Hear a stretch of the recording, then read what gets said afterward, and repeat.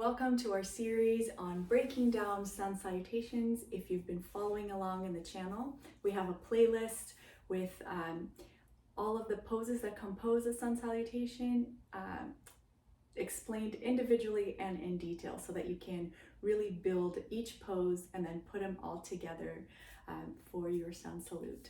So today we're going to be working a little bit more on lunges and getting deeper into the lunge and practicing lengthening and developing the lunge for Sun Salutation. So I hope you join me, and here we are.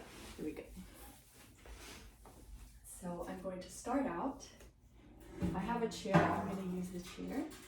If I don't have one of these chairs, you can use a block like this, or a taller block, or even roll up a towel, like a bathroom towel, and have like a big roll like this, or a mat really. So something like this that you can use it to elevate the toes and come down in the pose with the toes. So you can get a more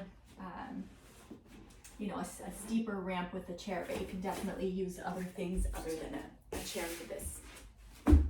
So I'm going to start out my practice by doing my leg lifts.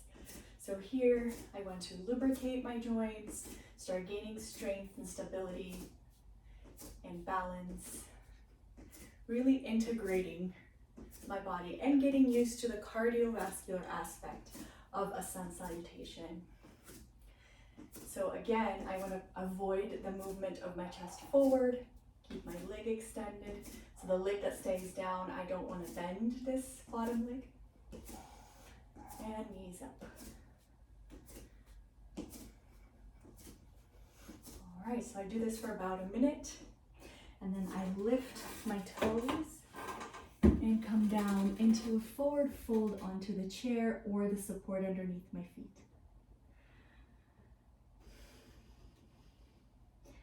And if you just want to rest your head on a bed or on a stool or a chair, that's fine too. Lifting the sit bones, stretching through the inner heel, lengthening the leg, and lengthening the torso. So if I'm here or here, it's just as good. And I'm going to do one more set of that.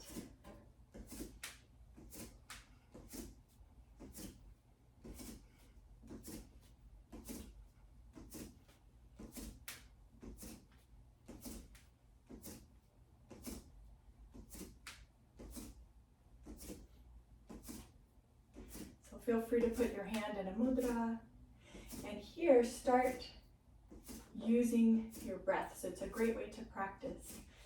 So inhale with the nose, exhale with the nose, and start developing that cardio aspect of the flow.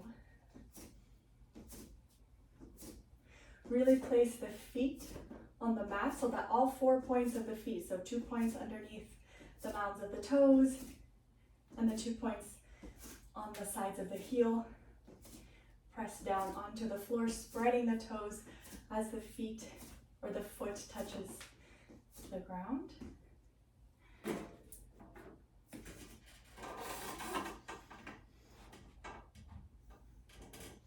And here, making sure that the feet are parallel, both toes facing up.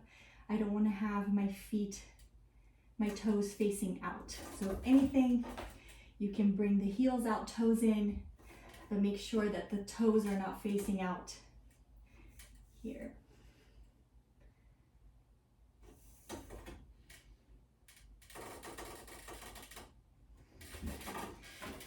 Okay. Come up, stand in Tadasana for a moment. And if you want to rest in child's pose here, you can do that. If not, we'll move on to our next exercise for today. We'll grab the chair. If you have a counter or a bench that's sturdy and against the wall so it won't move, you can use that too. So we're doing kind of like a downward dog, upward dog practice, where we come into our downward dog.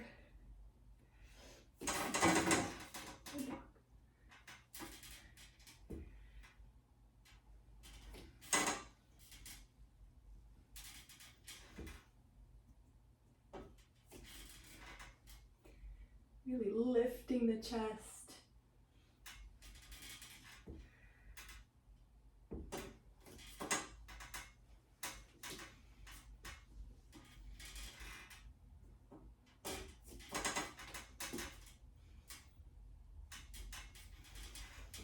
And making sure that we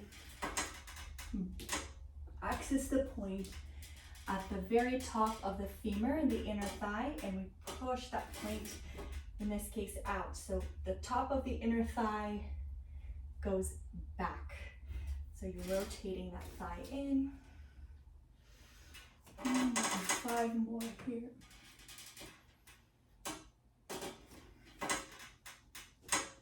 Inhale. Exhale. Inhale. Exhale. And just flowing with your breath here.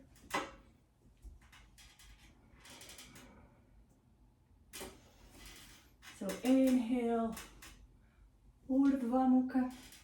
Exhale, Adho Mukha Svanasana.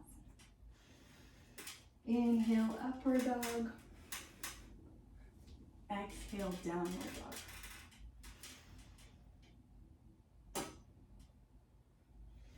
All right.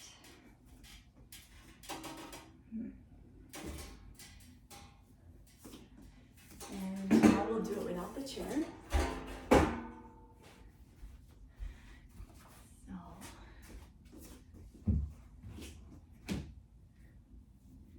got both blocks, hands on the block, and here you can have knees on the ground, or you can be in this downward dog position. Stretch the hands.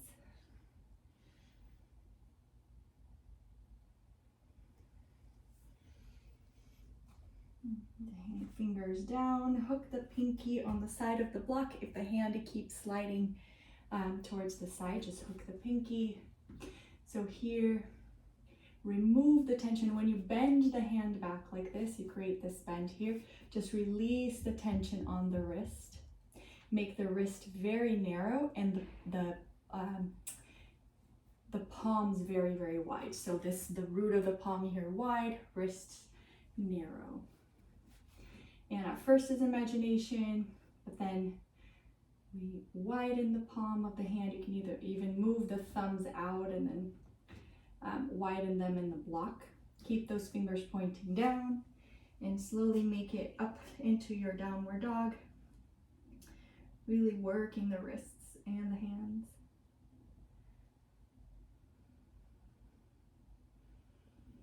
Releasing any tension or gripping on the wrists. Pushing that heel of the palm down, widening the palm of the hand, and checking out what is the effect on your shoulder.